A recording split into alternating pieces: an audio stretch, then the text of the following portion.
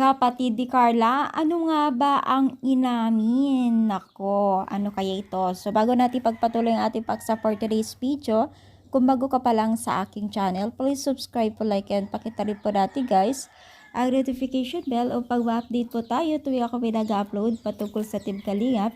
And please support po natin ang buong Team Kalingap, lalong-lalo na po kila Kalingap Rob at Kuya Bal na patuloy po na nagbibigay po ng kasiyahan at tulong po sa mga netizens po. Ano nga ba ang inamin ni niyang kapatid ni Carla?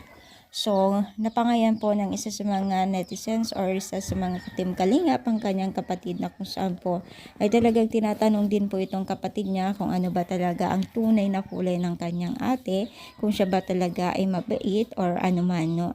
So, alam nyo ba guys na nagpapatunay talaga na ang kanyang kapatid ay talagang aminado na napakasipag at mabait ang kanyang ate Carla at ginagawa niyang lahat para sa kanila.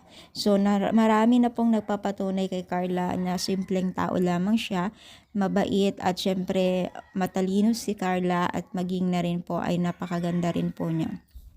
Kumbaga napakaswerte po ang kanyang mama at tatay dahil nagkaroon po sila ng napaka-responsableng anak na gaya ni Carla na kita naman po natin sa kanyang kilos at doon pa man pong una nilang makilala itong si Carla ay talagang grabe na kung siya po ay talagang napakasipag, mahiyain man siya pero may angking kagandahan talaga siya.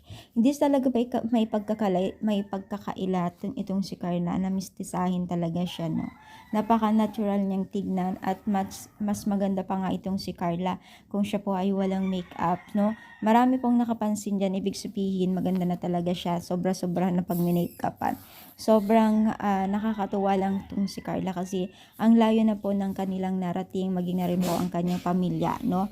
Sa tulong po ng mga netizens na sponsor na patuloy na nagbibigay ng tulong sa kanila, ay talagang natutunan ni Carla kung paano mamuhay ng simple at syempre ngayon po ay talagang napakalaki na pong pagbabago ng buhay nila, no? Nananatili sanang maging humble tong si Carla, talagang bibigyan at bibigyan pang more blessing talaga ni Lord kung siya po talaga ay mananatiling down to earth po, no? So, nananalangin din po ng mga taga-supporters niya na sana daw wag magbago tong si Carla at wag magaya sa ibang tinulungan ng Team Kalingap na napakataas na po ng tingin nila sa sarili na alam natin yan, maraming natulungan ng Team Kalingap na ganyan, no? So, ano nyo masasabi? Masaya ba kayo at natuwa? Comment down, palike po ang ating video. Thank you and God bless po guys.